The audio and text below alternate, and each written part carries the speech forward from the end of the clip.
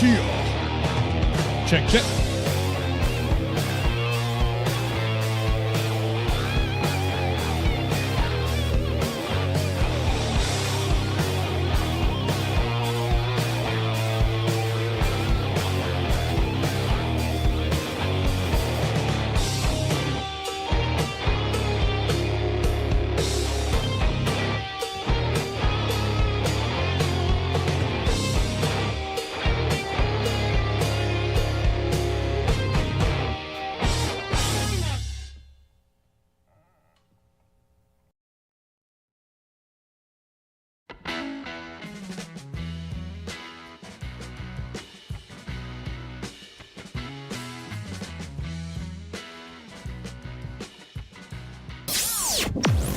And now, Mike's thoughts.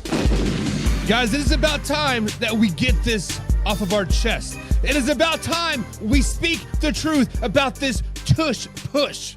Guys, the tush push is straight up cheating in plain sight. Don't give me this, it's within the rules garbage, because it's not. Watch the Philadelphia Eagles run it. Every single time that offensive line lines up a half a yard deep into the neutral zone before the ball is even snapped. You're telling me that's not a false start every time the right guard moves? You're telling me the offensive linemen are not offsides? Please. The refs swallow the whistles because, oh, it's the Eagles' signature play. Nah, that's favoritism, plain and simple. That's favoritism in plain sight. That is cheating in plain sight. And here's the kicker. If any other team tried this exact same nonsense, you know damn well the flags will be flying because Philly has made it their thing. Suddenly it's cool. No, it's not. It's a rugby scrum dressed up as football, and it's a joke that the league allows it to continue. This isn't innovation, it's exploration. The NFL is supposed to be about skill, execution, and fair competition. The tush push, it's nothing but bodies legally shifting, false starts being ignored, and the refs turning a blind eye because they don't want the crew that killed the Eagles bread and butter. Meanwhile, defenses don't even get a chance because the play isn't being officiated correctly. So let's stop pretending this is some genius move. It's not clever. It's not creative. It's the Eagles skating by with sloppy, illegal football, and the refs are too scared or too lazy to call it. You want 1 yard? Earn it like everybody else. Run a sneak, run a dive, block straight up. Don't act like bulldoze your QB forward with half the line off the sides of some type of master stroke. It's not. It's cheating. And until the league grows a backbone and actually enforces the damn rule book, Philly will keep. Are you ready for the best damn NFL show on the planet? Man Hour Nation. Rise up. Yeah, hey, let's go. Hitting that gridiron, we going hard, we running the plays. You know the vibe, only the strong survive. Gotta keep your head in the game. Talking NFL, uncut, straight raw. Steady bringing that sauce. We about to take off. Get it hype, this man, our sport talk. Yeah. From the quarterback to the lineman, everybody bringing heat. You don't really want to try them. Hey, who gon' win? It's a battle of the giants. This show is the flyest. Nobody can deny it. This is Man Hour. Sport Talk. Man Hour. Sport Talk. What team you reppin'? We keep it interesting. Who caught another down? Who got that interception? This is Man Hour. Sport Talk. Man Hour. Sport Talk.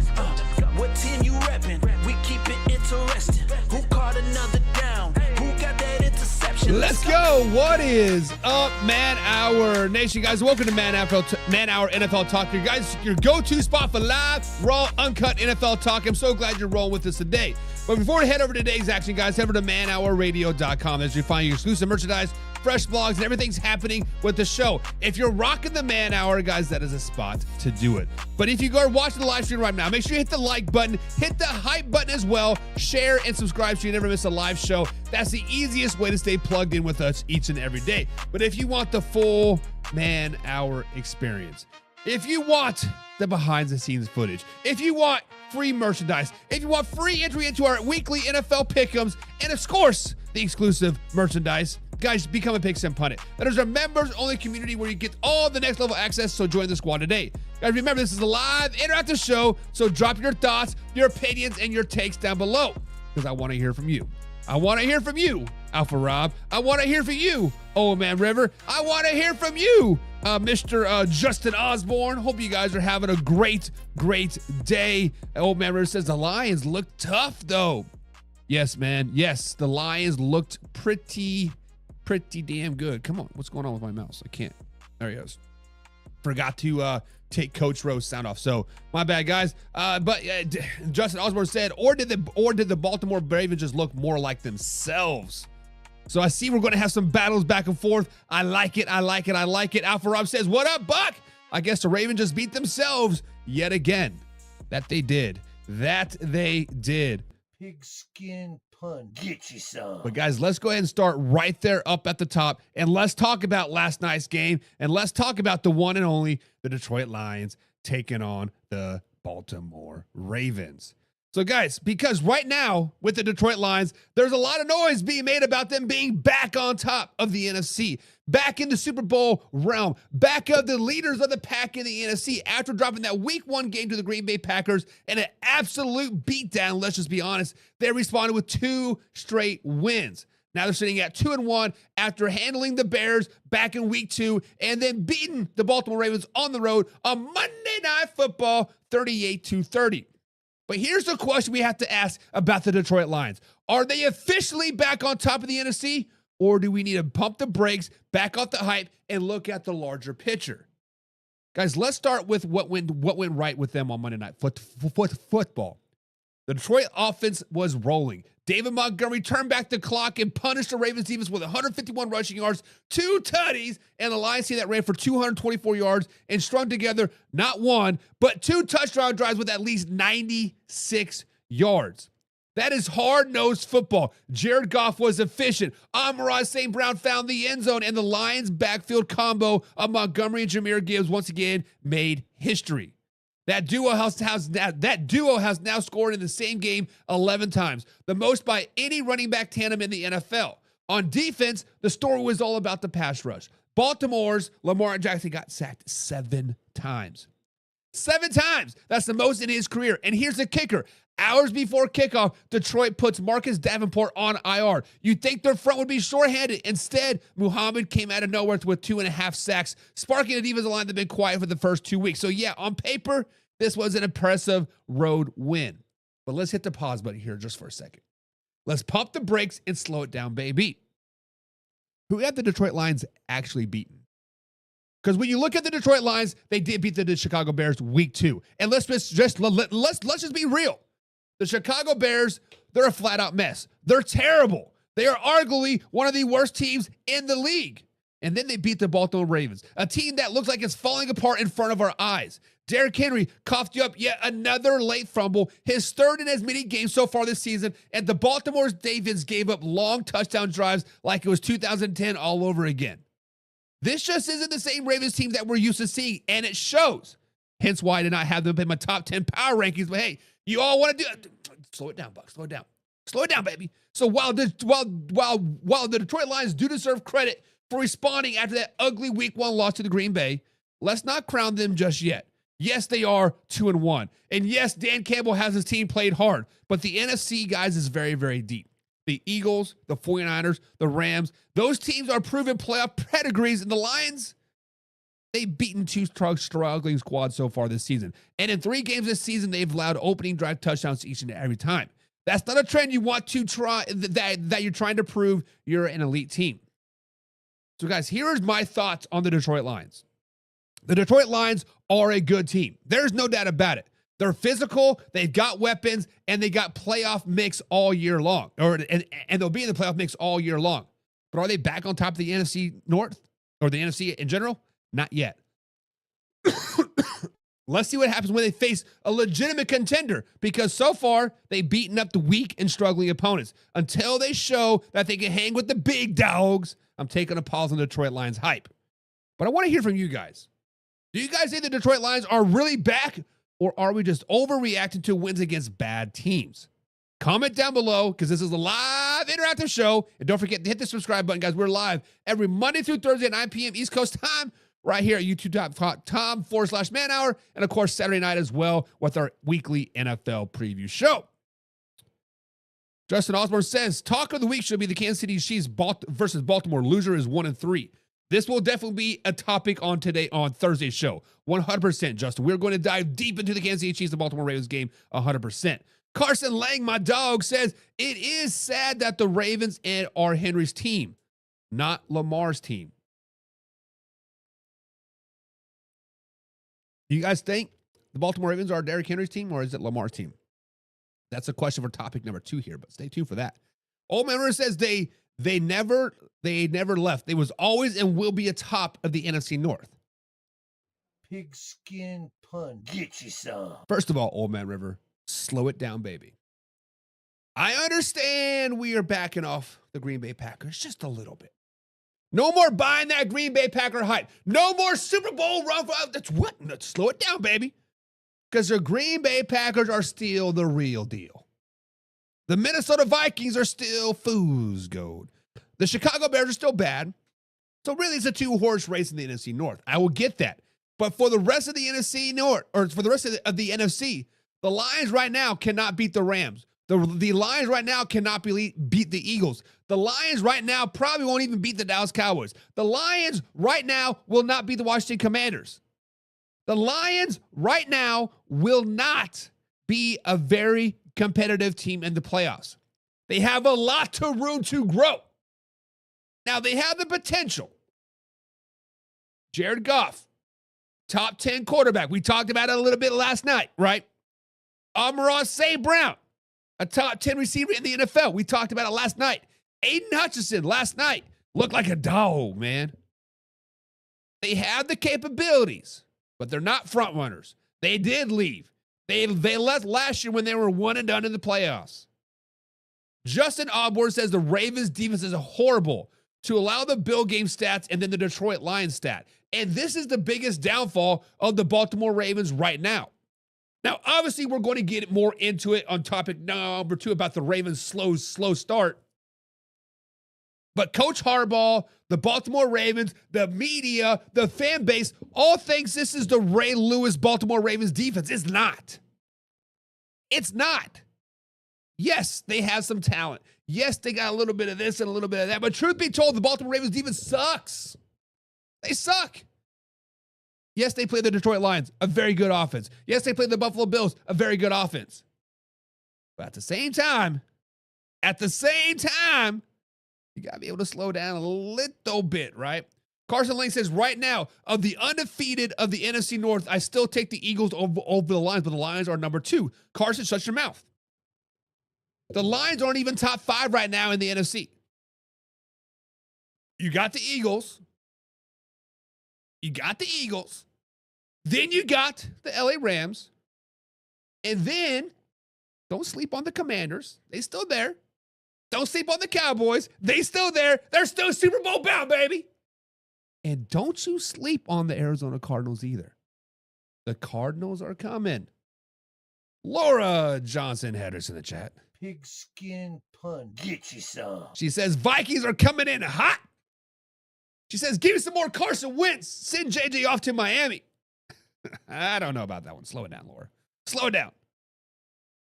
Justin Osborne says it's too early to tell a lot in the NFL. Can't win or lose after 3 weeks. You can tell who is at the bottom. So we can tell you a lot about the NFL in 3 weeks, right? We can tell you that the Baltimore Ravens defense is trash. We can tell you that the Detroit Lions are still a middle of the pack team. We can tell you that the Green Bay Packers were highly overrated. We can tell you that the Kansas City Chiefs have a lot of building to do. We can tell you that the Buffalo Bills are the best team in the NFL. Now, this is what's so great about the NFL, Justin, is legitimately, everything changes from week to week to week. Think about this. Week 2. Green Bay Packers are on top of the world. Super Bowl champion, right? Now all of a sudden, like, who are these guys? Fool's gold.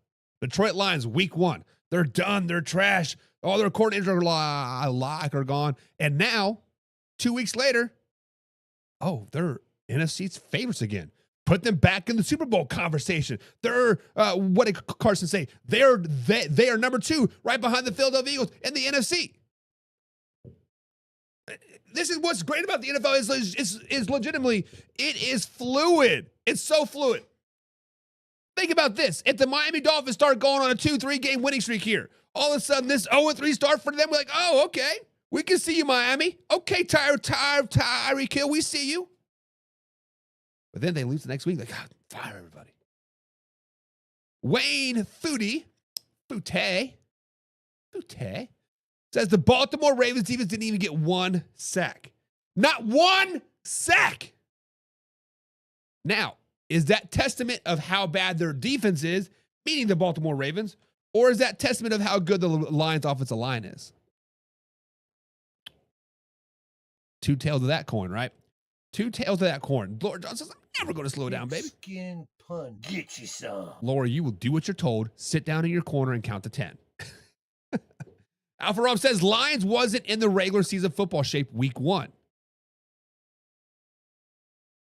I can give you that. Obviously, week 1, we don't know what is going to happen. With the Brazil games and the Mexicano games and the divisional rivalry, yes. Week 1 football is always a toss-up. You never know what you're going to get. Because you have teams that have been playing hard for 3 weeks. You have teams that's been taking 3 weeks off. And then all of a sudden it is time for everybody to play 100%. Cramps, injuries, all this other stuff, right? So yes, week 1 is a big clusterfuck. Let's just be honest. I wish the NFL did not schedule division rivalry games week 1. I want to see them week 10. I want to see them week 18, 17, not week 1. Matter of fact, the first 4 weeks of the season, guys, I'm going to raise a petition that say no division games are ever played the first 4 weeks of the NFL season. Because I don't want the Chiefs and Chargers playing in Brazil. I don't want the Dallas Cowboys and Philadelphia Eagles playing opening night. I want to see AFC, NFC, New York teams, right? I want to see the Lions versus Ravens week 1. I want to see the 49ers versus Cowboys week 2, right? I don't want to see the Eagles and Cowboys play about week 4, week 5. Let's get adjusted to the NFL season and then start to pound each other down. Carson Lang says Commanders don't have Daniels. Cowboys still have Jerry Jones. Only reason why the Cowboys are 2-1 is because Russell Wilson did Russell Wilson things. Or, hear me out, the Dallas Cowboys are them. The only reason why the Dallas Cowboys are not 3-0 right now is because they ran into a juggernaut in the Chicago Bears playing at home on Sunday afternoon football. All the pressure's on them, right? They just got whacked by the Detroit Lions. It's bound to happen. Justin Albert says, week 1, sometimes the best team doesn't win. Matter of fact, Justin Osborne, you can say that about every week 18. Every 17 NFL games, you can say the best team doesn't always win. So if the Cowboys and Bears play again, I think we're all going to kind of agree that the Dallas Cowboys are the better team than the Chicago Bears, right? We're all going to kind of say that they are better than the Bears. Did week 3 show that? Then we look at the Minnesota Vikings taking on the Cincinnati Bengals. What was that? 42-6 score, 42-43, a complete ass whooping. Complete ass whooping. Are the Bengals really 40 points worse than the Vikings? Slow it down, baby. That's why NFL is so great. Shay Frazier's in the chat. Shay is a Green Bay Packers fan, so he all knows about overhypedness. He says Lions top of the NFC. Slow it down, baby. Shay, I think we need this. Shay, I think you're right. Shay, this is the first time in like a long time I have agreed with you. This is the first time in a long time I'm saying, hey, we need to take off these narrow glasses. We need to get on our drone. We need to take a look at the full picture. Because the Lions are 2-1, yes. They lost to the Green Bay Packers. The best team in the NFC, I might add. And then they beat down. I'm talking like baby back, bad baby Chicago Bears. What was that, 52-21? And then they beat a Baltimore Ravens team that I cannot put my pulse on yet. Are they good? Are they bad? Are they falling off the cliff? What is going on? What is going on? Carson's like, Buck sounds like a homer right there.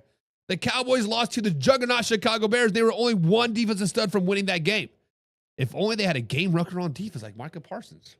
Only if they had a pass rusher. Only if they had somebody that could pin the ears back and go. Daniel Barry Sports Highlights. What's up? Happy Tuesday. What is up, everybody? What's up, Daniel Barry? What's up? But guys, the question is, are the Detroit Lions officially back in the top dog race of the NFC North? Or the NFC in general? I'm saying no. Shay is saying no. Everybody else is saying yes. Justin's saying yes. Carson's saying yes. Old Man Rivers saying yes. Alpha Rob's saying yes. You guys all love you some Detroit Lions.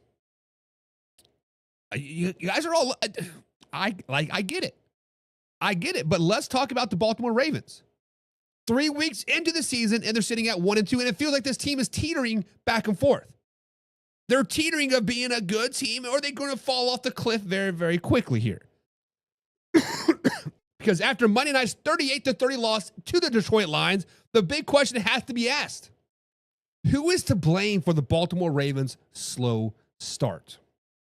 Because somebody's got to get the blame. Because we know damn well it's not going to be Lamar Jackson. Lamar Jackson gets never the bad blame. Lamar Jackson's always great. That one win is all because of Lamar Jackson. Not because they played the Cleveland Browns. It's because Lamar Jackson's God, baby. But guys, who gets the blame for the Baltimore Ravens' slow start? So let's start with the obvious. Derrick Henry. Mr. King Henry himself. He was brought in to give the offense balance, to bring the hammer late in games. But so far, he has been a liability so far in 2025. Henry has now fumbled 3 times in 3 games, twice in the fourth quarter. Both of those in Ravens losses. Monday night, with the Ravens trailing by 4, he had the ball punched out by Aiden Hutchinson deep in their own territory. The Lions turned that into points, and the momentum for the Baltimore Ravens was all but gone. This is a guy who in his first 9 seasons only had 2 fourth-quarter fumbles total, and now he's matched that in back-to-back weeks. Henry even admitted afterwards, I'm at loss for words. This sucks right now. He is frustrated, and the Ravens have to be frustrated as well. But it's just not Derrick Henry. Let's talk about that defense. This is supposed to be John Harbaugh's team. Tough, disciplined, stingy on defense. Instead, they've given up back-baking drives against the Detroit Lions. They allowed not 1, but 2 touchdown margins of 96-plus yards or more, right? That's the kind of thing you expect from bottom-tier defenses, not the Baltimore Ravens. And it's just not the one-off. This unit has been gashed for long possessions before, and it's happening again and again and again. Hell, Lamar Jackson was sacked 7 times, the most in his career. When your quarterback is on his back that much, you got a serious problem up front. Now, I know you Lamar Jackson fans are saying, oh, it's Derrick Henry's fault. It's the defense's fault. It's coaching's fault. It's the receiver's fault. But listen, Lamar Jackson's not completely off the hook either. He threw for 288 yards and 3 touchdowns, which looks great on paper, but those were all pat statings at the end of the game. Let's just be honest. But a part of those sacks as well is falling on Lamar Jackson as well. He's holding the ball way too long. He's trying to extend plays that just weren't there. And when you're already dialing up a shaky offensive line and the defense is giving up long drives, you can't afford to lose negative plays. Now, let's zoom in for a second, right? The Ravens have scored 111 points in 3 games. That's the most of any team in the NFL history at this point in the season. That tells you that the offense is producing, but the mistakes are killing them. You don't get to be 1-2 with that kind of scoring unless turnovers, blown production, and defense collapses are happening consistently. So, guys, who is to blame? Is it Derrick Henry? Is it John Harbaugh? Is it the defense? Is it Lamar Jackson? Is it Zay Flowers? Is it the offensive line? Honestly, guys, it's everybody. Everybody on the Baltimore Ravens is to blame for this slow start. Henry fumbles have swung the games. Their offensive line has gotten Lamar sacked at a career-high number of times. The defense is coughing up marathon drives. And Harbaugh, he's overseeing all this. This is the 3rd time in 18 years as a coach that the Baltimore Ravens had a losing record at the first 3 games. That's not the standard in Charm City. So my answer, guys, is if I had to pin it on one thing and one thing only, it's discipline and the lack of it. The reason for the Ravens' slow start is John Harbaugh. Whether it's ball security, protecting the quarterback, or finishing drives on defense, the Ravens just don't look locked in right now. And until they clean that up, this slow start is going to spiral out of control quickly. John Harbaugh better figure this thing out quick, fix it quick, or he is going to be out of Baltimore. He is on the hottest of the hot seats this season. But what do you guys think? Who is to blame for the Baltimore Ravens 1-2 start? Derrick Henry, Lamar Jackson, the defense, John Harbaugh himself? Comment down below, guys, because this is a live, interactive show. Don't forget to hit the like button, hit the hype button as well, subscribe, and share this with a couple friends as well, because sharing is caring at the end of the day. Alpha Rob says, let me put this blank and clear, Buck. The Ravens have always been the most overrated team in the league, and the media wants him to win a Super Bowl so badly. Guys, let that sink in. Think about what Alpha Rob just said. Because I agree with everything that Alpha Rob just said. When we talk about overrated teams, we're going to talk about the Baltimore or the Denver Broncos here in a little bit. But when I posted my week 1 power rankings, I did not have the Baltimore Ravens up there. When I posted my week 2 power rankings, I did not have the Baltimore Ravens up there. When I posted my week 3 power rankings, the Baltimore Ravens weren't up there. When I post my week 4 power rankings tomorrow, the Baltimore Ravens are not going to be over there. And I get ridiculed week after week after week. But then we see this. 2 96-yard drives to the Detroit Lions. Giving up 40 points to the Buffalo Bills. Skating past the Cleveland Browns. Not Cleveland Browns. Who they play? The Bengals. Just barely, right? I don't even know who they beat like at this point. Alpha Rob said it the best. The Ravens are the most overrated team in the league, and the media wants them to win a Super Bowl so bad. This is facts. This is facts. And Shea Frazier, 4 fumbles this year, has to be fixed. Shea, I watched you guys play tonight. First drive, fumble. Kill the whole minimum of the game. Your guys' offense was driving. You were looking like, hey, we're going to hang with like Dub like a little bit, right? Fumbles kill everything. Fumbles kill everything. Yes, Derrick Henry needs to protect the ball. But we're going to be talking about the fallen king here very, very shortly. So keep that energy. Carson Lang says Ravens will only go as far as Henry carries them. Look at the Bills game. Henry had damn near as many offensive plays as Lamar. When the game is on the line, the Ravens don't put it in Lamar's hands. It's because the Ravens don't trust Lamar. And Carson Lang,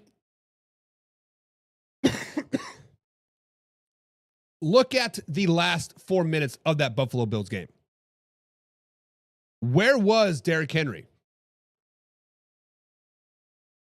The last 4 minutes of the the Buffalo Bills game, week number 1. Sunday Night Football, where was Derrick Henry? He was on the bench. Matter of fact, the last 2 seasons, Derrick Henry just has 10 carries in the final 4 minutes of the Baltimore Ravens losses. So when the Baltimore Ravens lose, Derrick Henry is on the sideline with 4 minutes left in the game, and he doesn't touch the ball. Why is that? If this is Derrick Henry's team, the game is on the line, 4 minutes left in the game, you give your stud the ball. They don't do that. Derrick Henry is on the sidelines pouting, crying, because he's not getting the ball. So I don't think you can say that the Ravens will go only as far as Derrick Henry carries them, because Derrick Henry is not, this is not the Derrick Henry's team. This is still Lamar Jackson's team. Four of Lamar's sacks came with the last few minutes. True. Derrick Henry also wasn't in there. Let's point that out there. Justin Osborne says, I 100% agree. I say the defense is the number 1 issue because when you have turnovers, the defense isn't standing up. Look at the Patriots losing 5 turnovers and still having a shot against the Steelers. That is tough. That's tough, but it's facts. And Shay says, Buck, you're right. Pigskin pun. Get you He some. says you're right. Fumbles kill everything. Fumbles kill momentum. Fumbles kill swag. Fumbles kill your right to step back onto the football field. Let's just be honest. And Shay also says Henry also needs to lead. Body language is trash and kills the energy too. I mean, honestly, if I was in Derrick Henry's shoes, I would be upset as well. I'm 31, 32 years old. You gave me $25 million guaranteed, and 4 minutes left in the game.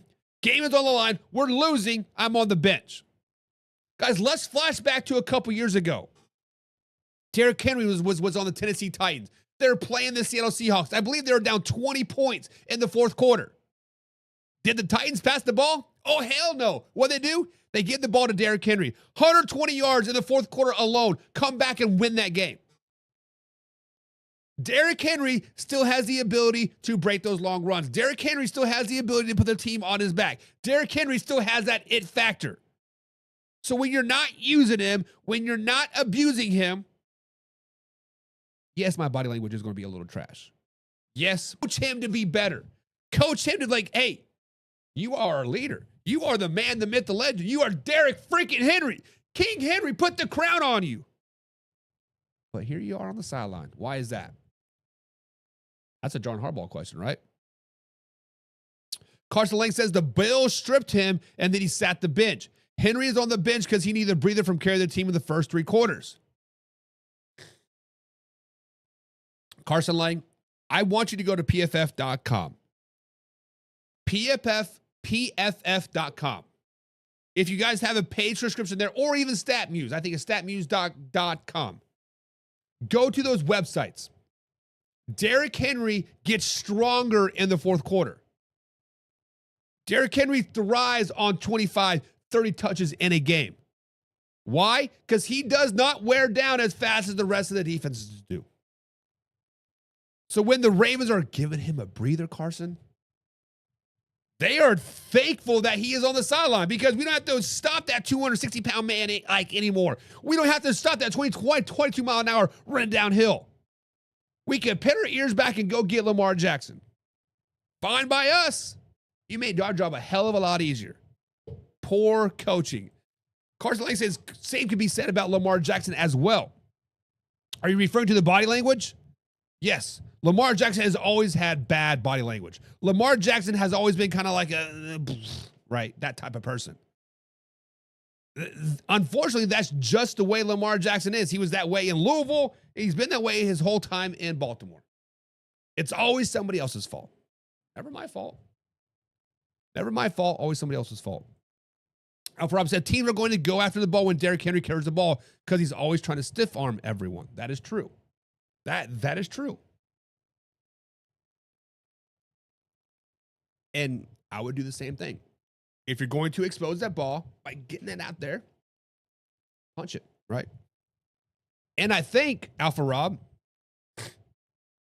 that since the trend has been set, Aiden Hutchinson, the Buffalo Bills, I believe it was it Ed Oliver that punched it out? It's on film. It can be done. And the NFL is a copycat league, and the Peanut Pillman punch is the real thing. Carson Lang says, then it's all at the coach's fault. Why the Ravens who they are? It is. It's John Harbaugh's fault. Matter of fact, I've been saying this for the last 2, if not 3 seasons. I think John Harbaugh is on the hot seat, and he needs to go. I understand their 13-14 win regular season. I understand that they make the playoffs year after year after year. But once you get to January, what do? You poo-poo the Beto. That is what the Baltimore Ravens do year after year after year. But guys, let's talk about something that the NFL world is buzzing about right now. And you guys here in the chat are buzzing it as well. And the question is simple, but very, very powerful.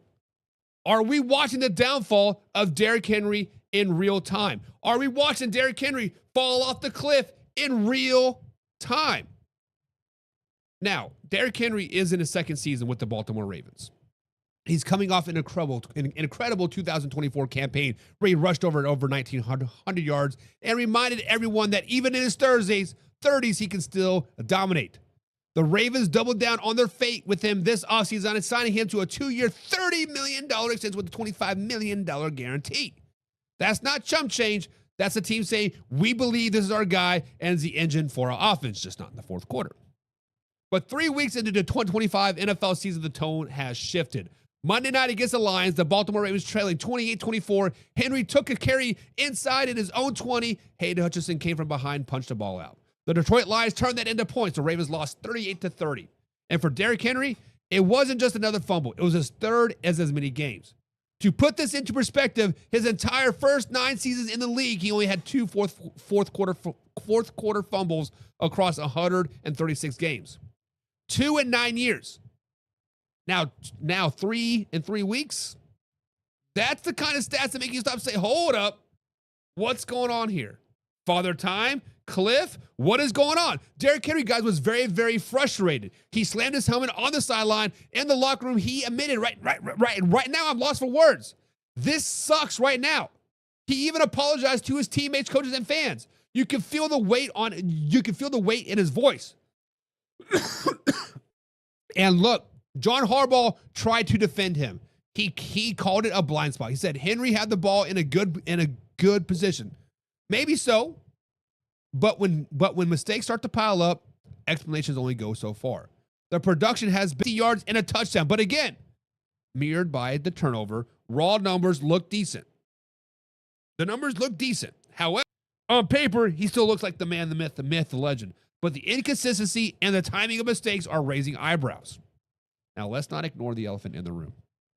Derrick Henry is 31 years old, guys. He's taken as many hits and just about any running back in the last decade. When you're that big, that physical, and you lean on as heavily as you were in Tennessee, eventually the body does wear down. Father Time doesn't miss. Matter of fact, Father Time is undefeated. You start seeing little things. The burst is not quite there. The ball slipping loose in moments where he never used to. And the frustration starting to show on the sidelines. 1, 2, 3 red flags for Derrick Henry right there off the bat. But there's the other side of the story. Derrick Henry is still producing when he's given space. That's 5.9 yards per average. That's elite. 3 touchdowns in 3 games. That's elite. That tells you that the Baltimore Ravens still trust him in the red zone. He's still the hammer when it gets close. And remember, this is coming after a season where he had one of the best statistical years of his entire career. So it's not like he's fallen off the cliff yet. Or has he? So what are we looking at here, guys? Honestly, I don't think Derrick Henry is quite done yet. He's too proud. He's too talented. He's too accomplished to be this one to be the end. But what might be seeing the start of the decline? We were definitely see him crest last season, and now he is on the other side of Father Time's hill. The early cracks are in the army, or in the armor. He's not the unstoppable King Henry who carried the Titans on his back for anymore. He's going to need help from the Ravens offensive line. He's going to need help from Lamar Jackson. He's going to need help from that defense as well. He's going to need his coaches to scheme into him a situation where he can thrive. He's going to need to take care of the football because 3 fumbles in 3 games, that's unacceptable for any running back, especially the one with his repetition. So, guys, let me throw it to you. Are we seeing the downfall in Derrick Henry in real time, or is this just a bad stretch that he'll power through? I want to hear you guys down in the comments down below. This is a live, interactive show. Subscribe, comment, like, and share. Shay says Justin Fields is out, so now Jaxson Dart will be a top 10. You heard it here first. We'll be talking about Jaxson Dart very, very soon, Shay, so stay there, right? And Shay says overreacting to King Henry. He will be fine. The king still sits on his throne. The throne of lies. Isn't that what old Will Ferrell says? The throne of lies. Teams are tackling the ball instead of Derrick Henry. It's smart. It is very, very, very, very smart. If you don't want to get on his highlight reel of getting stiff-armed and like the old, was it CJ Gardner-Johnson? Ew, I can't get it. Boom. Tackle the ball. Tackle his ankles. Tackle the ball. You will win. Justin says the Baltimore can't handle the pressure if and when the game is on the line. This is facts. This is fact, Justin. Now, is it Derrick Henry, Lamar Jackson, or John Harbaugh? Go back to the previous segment. Who is to blame? The finger's got to be pointed at somebody. And right now, a lot of fingers are pointing at Derrick Henry because Father Time. Fumbling the ball. Don't know what it's like to win. It's all tough.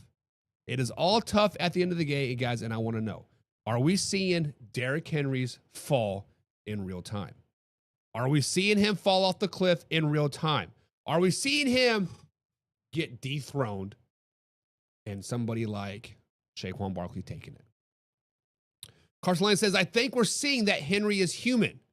He's on the decline, but still a running back on the most that most teams would love to have. Most teams, except for the Dallas Cowboys, they can't afford Derrick Henry. Is that too soon? Is that too soon?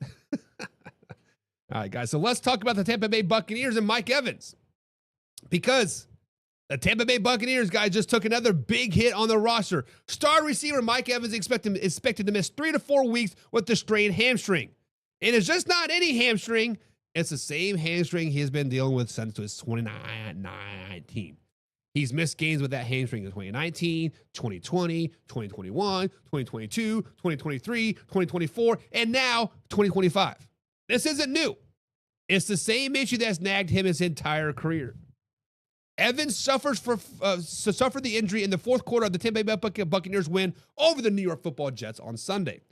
An MRI today confirmed it is a moderate strain, and the Buccaneers are going to have to survive without him for at least the next month. Now, speaking of Father Time, Mike Evans is 32 years old. He's already missed games in the past with the same exact problem, and the concern is now whether it's going to be a recurring theme throughout the year or not. But let's set the stage, right? Evans has been the rock for the Tampa Bay Buccaneers offense so far this season. He's got 14 catches for 140 yards and a tutty. Not grandy numbers, but reliable production. He's the guy that moves the chains. He's the guy that defense have to respect on every snap. When you take him out of the equation, suddenly the Tampa Bay Buccaneers looks a lot thinner and a lot more below average. And here's where the trouble really starts to pile up. Chris Godwin hasn't been available yet. He's still working his way back from his ankle injury last season. He could return this week, but he's still not 100% yet. Rookie Jalen McMillan, he went down with a neck injury in the preseason and won't be back until after week 9 bye. That means for the next few weeks, Baker Mayfield is looking around asking, who is going to make a play for me? Who is it?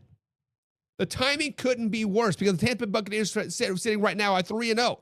Perfect start. But now they got to face the defending Super Bowl champions, the Philadelphia Eagles, who are also 3-0. That's the game where you need all your weapons. That's the game when you need your offense clicking. That's the game when everything has to click for you to compete with the Philadelphia Eagles. And the Bucs could be rolling out a wide receiver core that is nowhere near full strength. Matter of fact, nowhere near practice squad level. So let's get into it, guys. How much trouble are the Bucs in without Mike Evans? Guys, honestly, this is a big deal.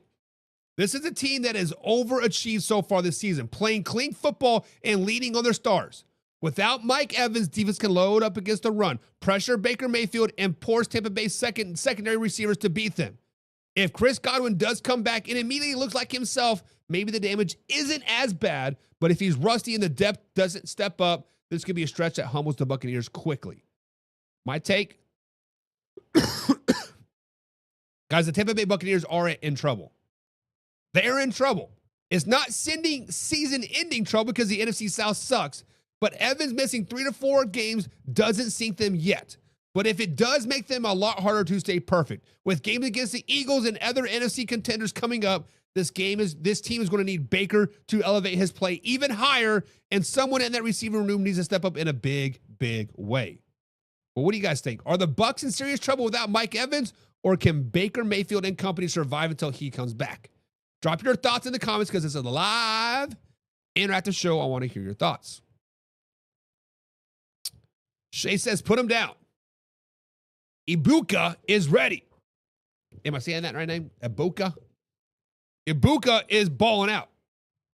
He has been the man, the myth, the legend. He has been the Chris Godwin so far this season. However, Shay, as he could be ready to step in that wide receiver 1 role. as he should be ready to step into that wide receiver one role after the first 3 weeks. When you don't have a solid number 2 receiver, you can double him up, bada bing, bada boom. His rookie season that's been so dominant, all of a sudden looks below average. All of a sudden, Baker Mayfield is not looking his way. All of a sudden, Baker Mayfield's getting sacked. All of a sudden, the Tampa Bay Buccaneers are getting beat by 13 points by the Philadelphia Eagles in week 4. And then the train continues. It continues. It continues. Carson Lang says the Tampa Bay rookie wide receiver is looking good, though he's going to take his place. First things first is the rookie receiver, Egbuka. Am I saying that right? Egbuka. He has looked so good because Mike Evans has been on the field. Guys, think about this. Why did Juju Smith-Schuster look so good for the Pittsburgh Steelers when A.J. Brown was there? Because all the focus was on A.J. Brown. The minute A.J. Brown went crazy, went to the Raiders or wherever he ended up, psych ward, what did Juju do? Juju didn't do shit. You know who did do shit? George Pickens. George Pickens came back and looked like a hell of a receiver, right? Once Juju left, George Pickens was the guy. What did George Pickens do? He went shit. Guys, every Batman needs a Robin. Let me repeat that. Every Batman needs a Robin. Justin Jefferson needs Jordan Addison. Jamar Chase needs T. Higgins. Rashid Rice needs Xavier Worthy. Brandon Ayuk needs Ricky Parcell. Or Parcell. CeeDee Lamb needs George Pickens. Tyreek Hill needs Jalen Waddle. A.J. Brown needs Devontae Smith. Every Batman needs a Robin. Mike Evans going down for 3 to 4 weeks is not good for the Tampa Bay Buccaneers. The rookie can look as good as he wants. He can be Rookie of the Year candidate. He can be this, and this. But if you don't have your Batman and your Robin leading the way, guys, go back to your Saturday morning cartoons. Go back to those cartoons. How many times did Robin save the day? Very, very rarely. Not without Batman's help. Alpha Rob says this guy has to lead the league in hamstring injuries. Facts. 6 seasons in a row, he has missed time due to a hamstring injury.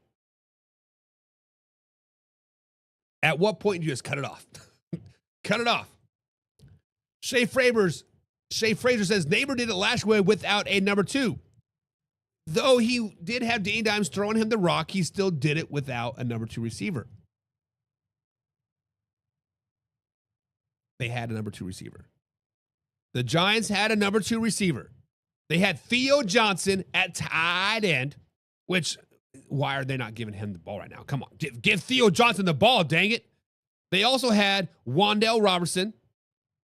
I don't understand why Wan'Dale isn't great, honestly. Matter of fact, I think me and Carson were texting during the Chiefs-Giants game when Robinson made that hell of a catch on the sideline, but he was out of bounds. Stepped out and then came back in. I'm like, I don't understand why he's not good. So don't tell me that Malik Neighbors doesn't have any help. He has Robertson. He has Theo Johnson. And he had Darius Slayton last year too. So come on. Carson Lang says CeeDee Lamb needs some milk or something to get better. Guys, did you see that ankle injury? Like, seriously, I saw that ankle. It was like this. I don't understand how he did not break that damn thing. Carson, you know all about getting your ankles rolled over. That may have been the nastiest sprained ankle I have ever seen that did not break. It was gross. Shea Fraser says, putting him up there with the same Robin group as other receivers is a stretch. You are right. I'm not saying Robertson is as good as Jordan Addison or Xavier Worthy or George Pickens or Devontae Smith or Jalen Waddle. Like, no. He's definitely not as good, but he is serviceable. When you are a serviceable wide receiver, just good enough to keep that double coverage off of your guy every now and then, you can start making some noise. You can start doing a little bit of this. You can start doing a little bit of that. But guys, it is time to talk about a little bit Nick Bosa. Guys, let's talk about the San Francisco 49ers because this is the one team that has lived in the land of what ifs. What if this? What if that? And guys, this should be called the San Francisco 49ers what if. The San Francisco what ifs. Guys, what if this team could just stay healthy? What if this team didn't have key injuries year after year after year? And now the latest chapter in the ongoing saga is Nick Bosa, done for the season with a torn ACL. Guys, this is gut-wrenching if you're a San Francisco 49ers fan. Bosa went down in the first quarter against the Arizona Cardinals. And even before the MRI was confirmed, he told Kyle Shanahan to expect the worst. He knew his body, and sure enough, tests showed torn right ACL. The third major ACL injury of his career. He's going to need the season-ending surgery, and the Niners will have to move forward without their 2022 Defensive Player of the Year. Now, let's just be honest, guys. You cannot sugarcoat this. Bosa was off to another dominant start. In just the first 2 weeks of the season, he had 2 sacks, 8 pressures, 15 tackles, and a pass rush rate went over 20%. He was making game-saving plays just like he's done his whole career. Since he entered the league in 2019, the 49ers are 65-32 in the games he has played. And without him, they're just 6-12 when he doesn't. That tells you everything you need to know about his value. And let's be real. The 49ers are the biggest what-if team in the NFL history. What if Bosa stays healthy? What if Deebo Samuel stayed healthy? What if George Kittle, Christian McCaffrey, Brandon Ayuk all stayed healthy? What if all the playmakers were on the field at the same time? What if they didn't have to piece together a roster every December because of injuries? They've had talent. They've had talent to win multiple Super Bowls, but the injuries keep writing the story. So how much will this Bosa injury, guys, affect the 49ers moving forward? Guys, the answer is a lot. You just don't replace a player like Nick Bosa. Kyle Shanahan said it himself. It's going to be by committee. That means rookies like Michael Williams, veteran like Bryce Huff, and Gross Matos, all of them are going to have to step up. That's a massive ask. Bosa wasn't just another defensive end. He was a tone setter. He was one of the best defensive ends in the entire NFL. Now, the small silver lining, Shanahan said the ACL tear was clean as it can get. No other ligament damage. That should make the recovery smoother. And Bosa should been through it before. But that doesn't help the Niners this year. They lose their best defensive player, the heart and soul of the pass rush, and a guy. Can the San Francisco 49ers still be a playoff team without Nick Bosa? They are not the same Super Bowl threat, in my opinion. They can still be a playoff team. They can still make a potential push, but they're not winning a Super Bowl. History tells us everything that they're completely team without him. They'll fight, they'll scrap, but this is another year where they're going to look back and say, man, what if? What if we stayed healthy? What if we had this? What if? But I want to hear from you guys. Are the 49ers cursed with injuries, or does Bosa's ACL tear and does Bosa's ACL tear officially kill their Super Bowl hopes this season? Comment down below. I want to hear your thoughts. Alpha Rob says, someone, I'm not saying who, but someone has definitely put a voodoo curse on the San Francisco 49ers. Alpha Rob, you are 157.2% correct. Take me back to when the Kansas City Chiefs did not win a playoff game at home for many, many years. They had that witch doctor come in and do the sage stuff, and then all of a sudden, the Kansas City Chiefs are the most dominant home playoff team in the NFL. The San Francisco 49ers need to go out, and they need to hire that voodoo witch, come down to San Francisco. I don't know if it's Levi Strauss Stadium. I don't know if it's Kennel Light Stadium, whatever state they're calling their stadium now. They need to do 3 things. They need to rename the stadium to Kennel Light Stadium again. Maybe that will help. They need to hire that voodoo witch doctor to come do the sage stuff. Maybe that will help. And then, just maybe, they need to stop overpaying quarterbacks. They need to stop paying Brock Purdy. Get him out of town. Because it's a quarterback system. All about the defense. Stop letting your talent walk because you want to play a quarterback. But guys, it is time for a little thing we have to call Overreaction Tuesday.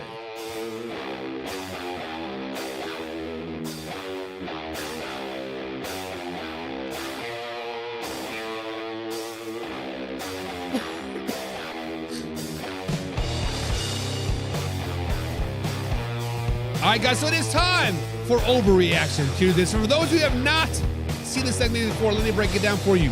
Here's the deal. I'm going to throw out a hot take, a bold statement, an intense reaction to something going on in the NFL world. And it's up to us to decide if it's an overreaction or if we're actually spot on. If it's an overreaction, guys, we're calling it out. We're saying, whoa, whoa, whoa, slow it down, baby. That's a little too much, Buck. We need to dial it back. See things with a little bit more perspective. But if it's actually legit, we're all going to agree with it. We're going to roll. We're saying, you know what? That's not a real perception. That's reality, and here's why. So, guys, he's about to throw out some hot takes. We're jumping the gun or the hype is real. Let's get ready to dive into see what we're overreacting today.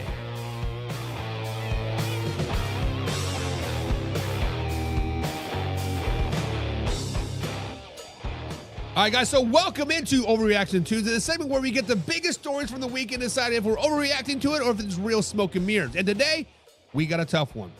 The Los Angeles Chargers running back Najee Harris is done for the year with a season-ending Achilles tear.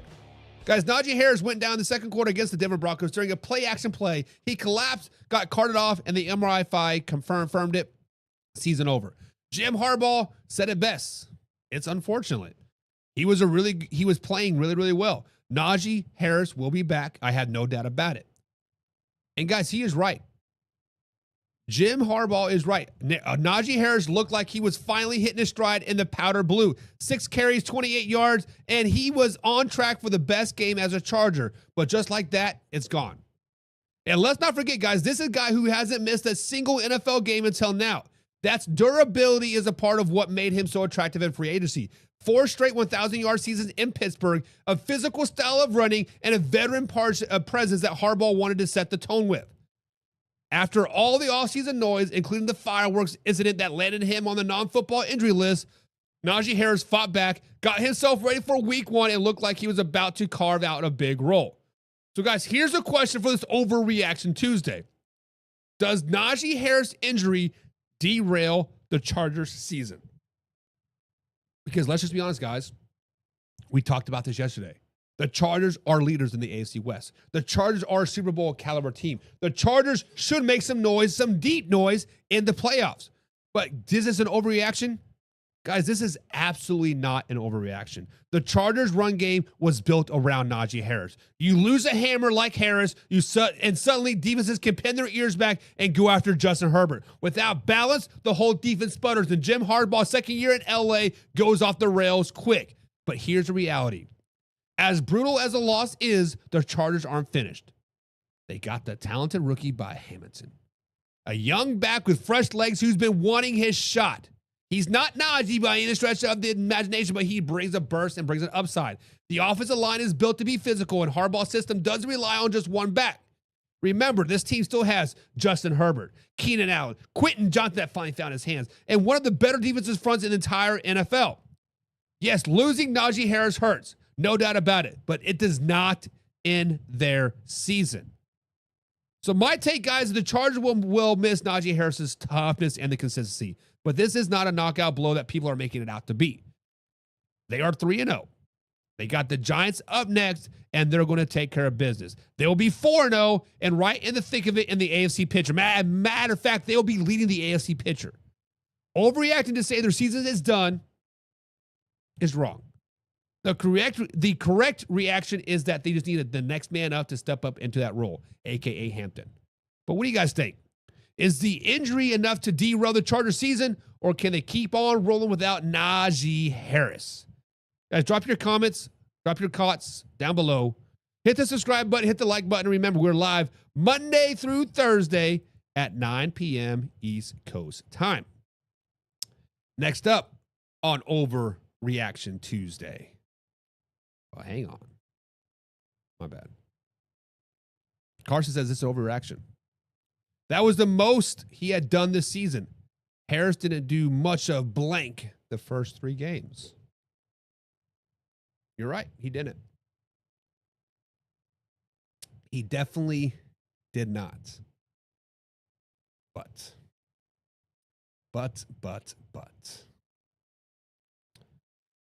Guys, next up on this overreaction Tuesday, guys, starting Jaxson Dart not only makes the Giants better, but it changed the entire energy on the team, and it might just save Brian Daboll's job. What? Guys, what just happened? The New York Giants guys are making some major moves at quarterback, and it's the right one. They're starting Jaxson freaking Dart. After an 0-3 start and back-to-back ugly offensive showing, sources told ESPN Adam Schefter that Russell Wilson is heading to the bench. Rookie Jaxson Dart, the 25th overall pick out of Ole Miss, will make his NFL debut on Sunday at MetLife Stadium against the undefeated LA Chargers. Guys, let's just be honest. This was long overdue.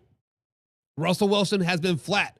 Against the Chiefs in primetime, he threw for just 160 yards, tossed 2 interceptions, and capped it off with a brutal red zone possession where he threw the ball out of bounds on 4th down. The boos rained down in New York, and it felt like Daboll's hand was forced. Insert Jaxson Dart. The energy changes. The second this man steps on the field, fans felt it Sunday when he got the snap in the second quarter. And the players know it too. Dart's mobility, zone reading ability makes this offense look alive in a way that simply hasn't with Wilson underneath center. He gives Daboll a chance to open up the playbook and finally stretch his defense. This isn't just about giving the Giants a spark.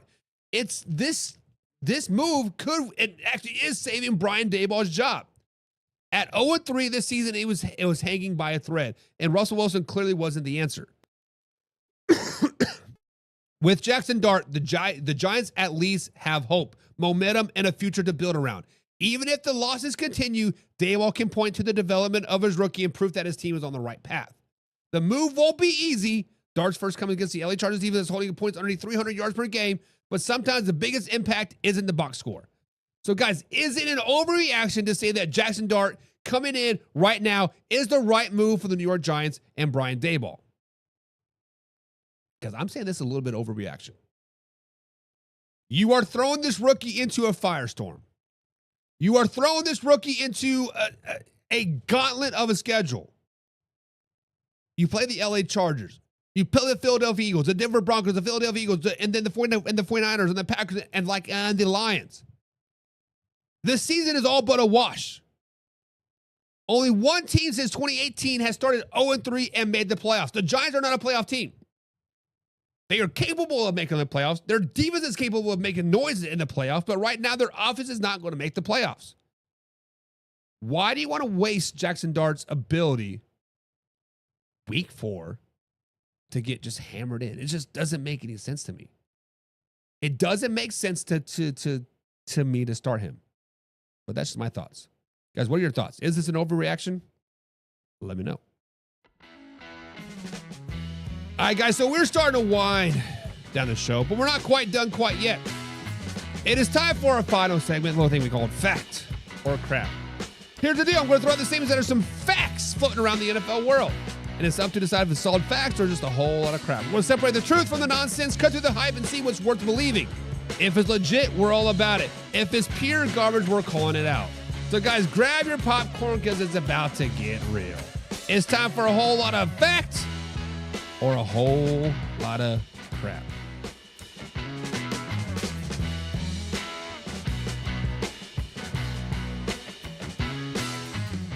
All right, guys, so it is time for Fact to Fact. The segment where we cut through the noise and tell you the truth. And today's question is, guys, fact or crap? The Dallas Cowboys should do a tribute to Micah Parsons when he returns to AT&T Stadium on Sunday with the Green Bay Packers. Now, let's just be clear. Jerry Jones has already come out and said that we are not giving Micah Parsons a tribute. We are not going to waste energy, money, bills, y'all, to say thank you, Micah Parsons. And guys, I am saying right now, I am 100% with Jerry Jones. I am saying 100% Jerry Jones, you are correct. I am calling this 1,000% crap. Look, I get it. Jerry Jones has been on the Dallas radios this week talking about how much he respects Micah, saying he thinks the world of him as a person, and even admitting him to wish him well. If the Packers weren't the opponent, that's Jerry being Jerry, trying to soften the edges of what ultimately was a business move. But a tribute, no way. Let's really think about what Parsons did or didn't do for the Dallas Cowboys. Yes, he had some good stats. Yes, he made Pro Bowls. Yes, he racked up sacks and had flashes of elite athleticism that we all know that he has. But did that translate into the postseason success for the Dallas Cowboys? when the Cowboys needed him the most in playoffs and in big games, where was he at? Micah Parsons was nowhere to be found in 2001 or 2021 and 2022 against the San Francisco 49ers. He was nowhere to be found in 2023 versus the Green Bay Packers in the playoffs. The defense got gashed for over 400 yards rushing in those playoff X's. And you know what? That's the part of the reason Jerry pulled the trigger and traded Micah Parsons in the first place. He can't stop the run. Dallas moved Parsons to the Green Bay Packers in exchange for Kenny Clark and 2 first-round picks. Why? Because they wanted to be better up front, especially against the run. And you know what? It's been working. Through the first 3 games, the Cowboys have given up to 3.7 yards per carry. That's a major improvement compared to when Parsons is on the field when this team is still in the middle of the pack or worse against the run. Matter of fact, they were 31st last season against the run. And let's not pretend this was some messy breakup. Jerry said it himself. There was nothing personal about the trade. No bad blood. It was about business and getting better. But the business doesn't mean you throw a tribute for a video for a guy who, at the end of the day, never delivered you a playoff win. Never delivered you a Super Bowl. Never delivered you any greatness in December, January, or February. So, guys, here is the truth. Micah Parsons was talented. He gave Dallas some great moments. He didn't give them the legacy, though. And in Dallas, it's all about rings, not regular season stack totals. So, no, the Cowboys don't owe him a tribute. Jerry Jones don't owe him a damn thing. They owe it to their fans to move forward with the guys who are actually going to get the job done.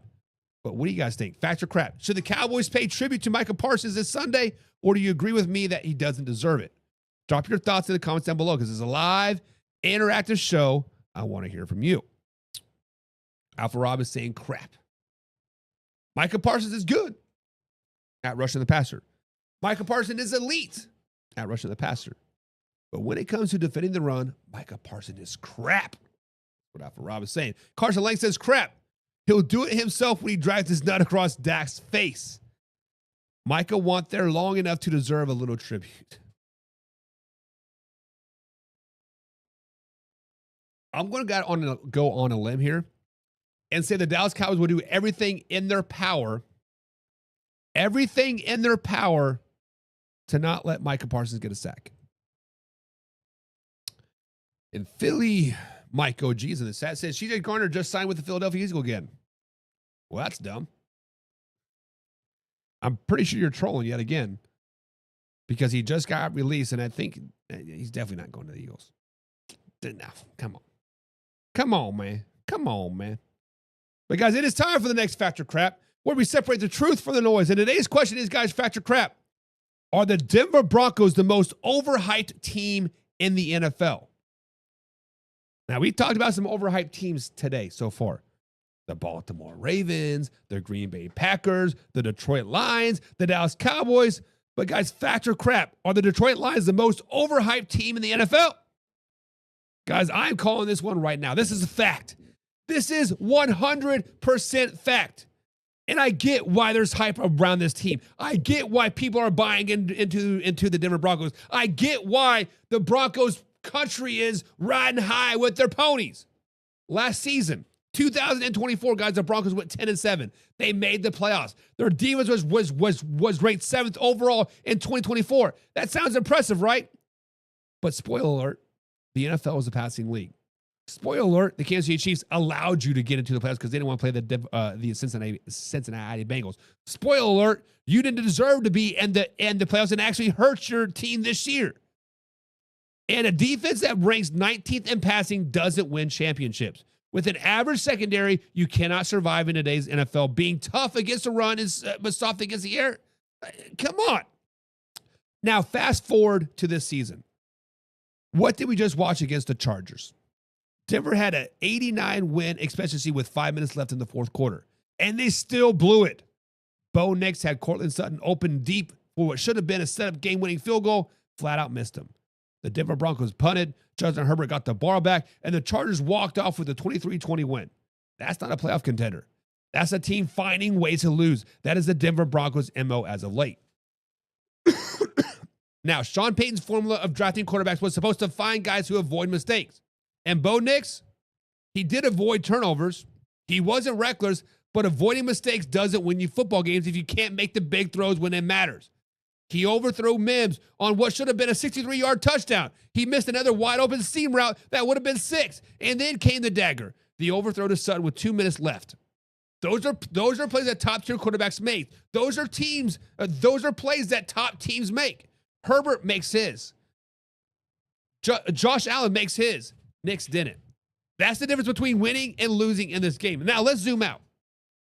The Broncos ranked 31st in offense success rate, head of only the Houston Texans. Knicks is 25th in QBR, 27th in first down rate. That's not a playoff quarterback. That's not a top-tier offense. That's not an elite team. And the only reason why the Denver Broncos was in the postseason last season was because Kansas City's let them in. Look at their schedule moving forward. They played the Colts. They played the Chargers again.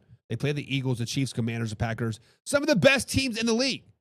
And if the defense offense doesn't suddenly find a gear we haven't seen yet, they're going to get exposed early and often in this season. So yes, the Denver Broncos are overhyped. A strong defense and 10-7 record last year made people believe this team was ready to break through. But the truth is, until they find a quarterback who can make the magic in big plays, Denver is nothing more than a middle of a pack team. But what do you guys think? Fact or crap? Are the Broncos one of the most overhyped teams in football right now? Drop your thoughts in the comments down below because it's a live, interactive show. Don't forget to hit the subscribe button. Hit the like button, guys, and share it with a couple friends. But until then, guys, we are out. See ya. Hey, now it's time to take off. Gotta keep it live and raw. Better stay tuned in. Man, our NFL talk. I know that you're ready for more. They on the field, ready for war. Who's in the lead? I'm checking the score. We about to do it like never before. NFL live.